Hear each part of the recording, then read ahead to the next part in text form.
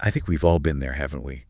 You spent ages crafting this project schedule. Looks perfect on paper, logical, dependencies all neat, and you see those little gaps that float and think, breathing room. But the second you drop that plan into the messy reality of, fixed budgets, that one specialist team who are only free for 2 weeks, maybe supply chain issues. Yeah. Suddenly the whole thing just starts to creak, doesn't it? And that lovely float, poof, gone. It's that disconnect, isn't it? That feeling is, well, pretty universal now. We're trying to manage huge, integrated complexity scope, time, cost, resources, risk, all tangled up. Right. And yet so many are still using tools, fundamentally, methodologies designed for scheduling maintenance in a chemical plant back when perhaps resources weren't quite the headache they are today. That's exactly the tension we want to explore today. Our mission is really to take a hard look at how project management thinking has evolved. We'll examine the limits, the operational limits, of those foundational Western methods, particularly the critical path method, CPM, and then contrast that with a much more dynamic, integrated approach, success-driven project management, Sdpm, which actually came out of Russia. And it's all about finding, I think, the honest metrics, moving away from seeing the schedule as just a static map of steps. Yeah. And starting to treat the project more like a living thing. Where does the schedule genuinely breathe and where does it suffocate under real constraints? We need something fit for 2025's reality, not just 1958's network logic. Okay, let's kick off with that classic architecture then. The critical path method, CPM, Kelly and Walker, DuPont, late 1950s. It's actually quite an elegant piece of maths, really. Oh, absolutely. It was revolutionary. And look, its core ideas are still vital for teaching basic network logic. CPM is brilliant at finding that longest chain of dependent tasks, the critical path. Right. And calculating those earliest and latest start and finish dates, identifying the slack, the float, that spare time that's supposed to give managers flexibility. It's supposed to. But the modern critique is, pretty harsh. Some say CPM became a kind of dogma, and now it's, quote, frozen in time. Why does that elegant model fall apart so badly when faced with a complex, resource-strapped project today? Because fundamentally, it treats time and resources as separate things. CPM calculates the path based only on the task logic. It basically ignores the fact that in the real world, it's the limited resources, the shared crane, that one expert you need, the finance release schedule, that actually dictate the pace. Okay. So the moment you apply resource leveling, making sure you don't need 3 specialist teams when you only have 1, those nice theoretical floats calculated by CPM, they just vanish. Because they were never resource-constrained floats in the first place. So the float was a bit of an illusion created by ignoring the practical limits, like finding you have a spare tire, but it's flat and you've got no pump. Spot on. That vanishing float is such a headache. It's led to calls for, more honest metrics. What does that mean for a manager, practically speaking? Yeah. Honest metrics. It means metrics that show the real impact of constraints. For instance, some newer thinking champions, things like DRAG duration reduction of the aggregation gate. Okay, DRAG. Yeah. Traditional float tells you how much a task can flip without delaying the project. DRAG, on the other hand, tells you how much faster the project would finish if you could somehow shorten that specific critical task. Right, so it's about impact. Exactly. It points to where speeding things up would actually make a difference. It's much more actionable than just knowing there's some theoretical slack that might not even exist. That's a big shift, isn't it? From measuring a theoretical buffer to measuring actual constraint impact. Now, that critique of CPM led naturally to the next big step, critical chain, CC, proposed by Eli Goldratt in '97. Yes, and Goldratt deserves huge credit. He was brave enough to tackle the resource issue head-on. He built resource constraints into the path calculation that's the critical chain. Right. And crucially, he also addressed Parkinson's law work expanding to fill the time by pulling out all the hidden safety time padded into individual tasks. The buffers people hide. Precisely, and centralizing them into shared, visible project buffers and feeding buffers. Okay, so critical chain definitely brought in resource constraints and buffer management. But the sources we looked at suggest that while the idea was strong, the practical side was maybe incomplete. What were the limitations people found? Well, the theory was a leap forward, but its application, or perhaps didn't fully flesh out the details. While it identifies the chain and uses buffers, it often lacks, shall we say, precise mathematical ways to size those buffers properly. How are they sized then? Often it came down to rules of thumb, like take 50% of the original safety time or other heuristics. It wasn't always rigorously calculated based on the specific risks of that project. So you know you need a safety net, but you're still kind of guessing how big it needs to be for the actual storm you might face. That's a good way to put it. In a complex project with lots of interacting risks, heuristics can leave you exposed. And the methods for actually controlling how those buffers get used up weren't always that robust either, especially with multiple constraints. It was a vital step, but maybe missed that final layer of integrated quantitative rigor. Right. It sounds like what was needed next was something that didn't just account for resources, but baked resources, costs, supply chains, everything into the calculation right from the start. That's the perfect lead-in. Which brings us to this methodology developed independently in Russia, starting back in the 1990s. Success-driven project management, or Sdpm. Sdpm. This approach aims for that truly unified system you mentioned, integrating scope, time, cost, resources, and risk analysis right from the beginning. And the timeline here is really interesting. Yeah. The core idea in Sdpm, what they call the Resource Critical Path, or RCP, that was apparently already built into their Spider Project software way back in 1993. That's right. Which is 4 years before Goldratt published his Critical Chain book internationally. Yeah. So this wasn't just a reaction, it was a parallel, arguably more advanced development tackling the same resource problem. And the RCP is the game changer. Unlike CPM, which just looks at task logic, the resource critical path calculation considers all the constraints simultaneously.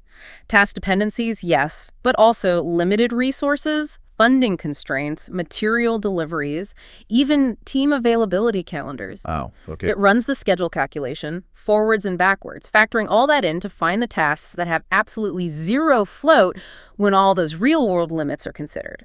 So the project manager gets what you called an honest critical path. Exactly. The path that's actually limited by the real people, kit, and cash available, not just the lines on a diagram. That sounds like the schedule you can actually deliver against. Precisely. It grounds the plan in operational reality.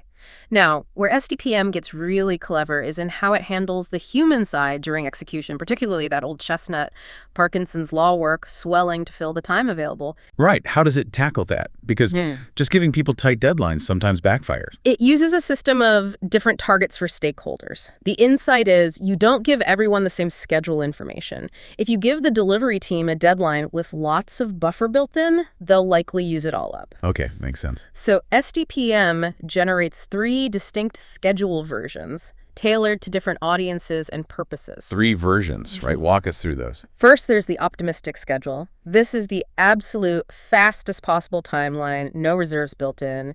This goes to the execution team, the people doing the work. Okay, purely motivational. Pretty much. It focuses them on speed and efficiency, removes the temptation to relax into hidden buffers. Got it. What's the second layer?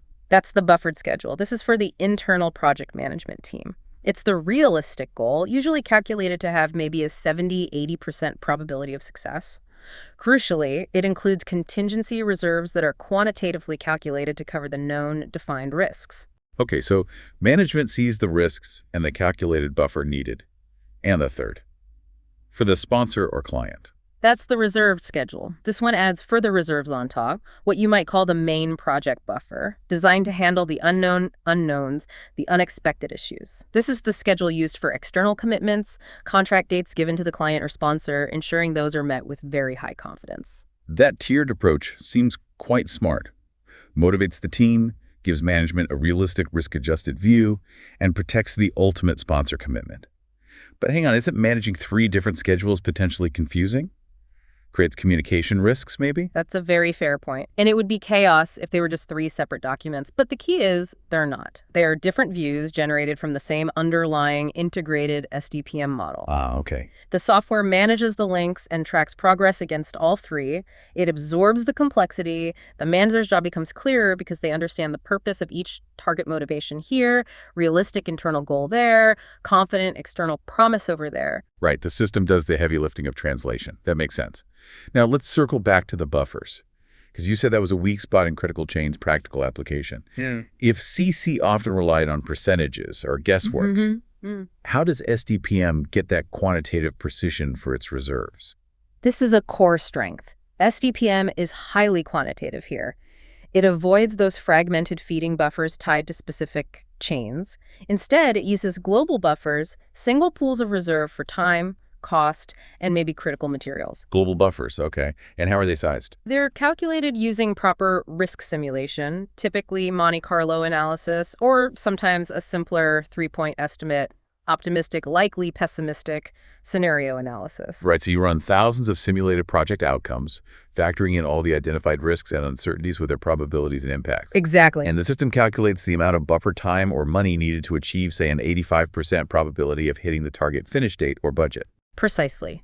The size of the buffer is directly mathematically linked to the desired confidence level. That statistical rigor makes the reserve far more reliable. But perhaps the most powerful part is how Sdpm monitors performance during the project. Old methods look at variance, earned value, often lagging indicators. So how does Sdpm use this probability stuff to be more proactive? Its main performance gauge is the success probability and its trend. As the project progresses, the system constantly reruns the simulation based on actual progress, remaining work, and updated risk assessments. It tells you the current probability of meeting your targets. Okay, current probability. But you emphasize the trend. Why is that more important? Because the trend is your early warning system. Imagine your project started with a healthy 90% chance of success. Now, 6 months later, it's down to 75%. Still sounds okay, maybe. Maybe, but how did it get there? If that 15-point drop happens steadily over the whole 6 months, that suggests you're consuming buffer at a managed rate. But if it dropped from 90% to 75% just in the last 2 weeks... Ah, right. That's the alarm bell. Exactly. That sharp negative trend screams that buffer consumption has suddenly accelerated. Something has gone wrong, performance has dipped, or a new risk has hit hard. Even though 75% might still seem acceptable, the rate of decay tells you to intervene now, urgently, before it falls off a cliff. You're managing the trajectory, the direction of travel, not just staring at the current position on the map. Spot on. It lets you be genuinely proactive. And this dynamic, integrated approach is why Sdpm has shown its value in really complex, high-stakes situations. Let's talk about that validation, because for some listeners, a methodology coming out of Russia might seem, well, a bit niche or unproven internationally. Do we actually see it being used widely outside Russia? Oh, absolutely. And in some very demanding sectors. There have been papers presented at major international PM conferences like PMI. For instance, Sdpm was used significantly in the oil and gas sector in Brazil by Petrobras. Petrobras, that's a huge player. Indeed. Managing incredibly complex capital projects where integrating resource schedules is absolutely critical. That shows its power in handling tough industrial demands. Any other examples? Yes, it was also used by the Romanian telecom giant, Romtelecom, to manage a huge portfolio, something like 2,000 active projects simultaneously. 2,000 projects. Okay, so it scales for portfolio management too. Definitely. And it's tackled massive infrastructure as well. Reports mention its use on projects like the huge Urucumanos gas pipeline in Brazil, and significantly, it was employed during the intense, time-critical preparations for major international events hosted in Russia, like the Sochi 2014 Winter Olympics and the 2018 FIFA World Cup. Right. Those are projects with immovable deadlines and immense complexity. That real-world track record certainly confirms it's a robust, tested system for managing serious complexity. So if we were to quickly summarize the key differences, the things that make Sdpm arguably a more complete solution than critical chain for today's projects, I'd highlight 3 things. First, path calculation. Sdpm uses that resource critical path, the RCP, integrating everything resources, finance, supply, logic, to find the true constraint path. CC focuses on the resource-adjusted path, but often simplifies, maybe focusing on one main drum resource. Yes, second difference. Buffers. Sdpm uses those global buffers, sized quantitatively using risk simulation, tied directly to success probability. CC uses feeding buffers, which is conceptually useful, but the sizing and control mechanisms are often less precise, less mathematically robust. And the third point, the performance monitoring. Exactly. Sdpm manages proactively using the trend of success probability, that forward-looking warning signal. It's far more advanced, more predictive than just looking at traditional earned value metrics or simply tracking how much buffer has been eaten up, which is often reactive. What a fascinating journey through this evolution. We've seen how relying purely on the elegant but static critical path method can create these illusory flutes in complex settings. How critical chain was a crucial step in bringing resources into the picture, but maybe didn't complete the quantitative integration. Yes. And how success-driven project management offers this fully integrated, dynamic, probabilistic approach, using sophisticated tools to get to grips with the whole messy picture scope, time, cost, risk, and resources all together. It really forces a shift in mindset, doesn't it? You stop managing against a fixed, static baseline plan that you know is probably wrong the day after it's approved. Yeah. And you start actively managing the evolution of risk and uncertainty throughout the project. Sdpm essentially replaces that old rigid map with a kind of sophisticated GPS that's constantly recalculating the best route based on real-time traffic and conditions. Which leads us perfectly to our final thought for you, the listener, to mull over. Given that Sdpm effectively replaces the whole notion of a fixed baseline, focusing instead on monitoring how the probability of success changes over time, what core project management assumption, what deeply ingrained habit perhaps, might you need to discard today to start managing uncertainty and risk truly proactively in your own work? Something to think about.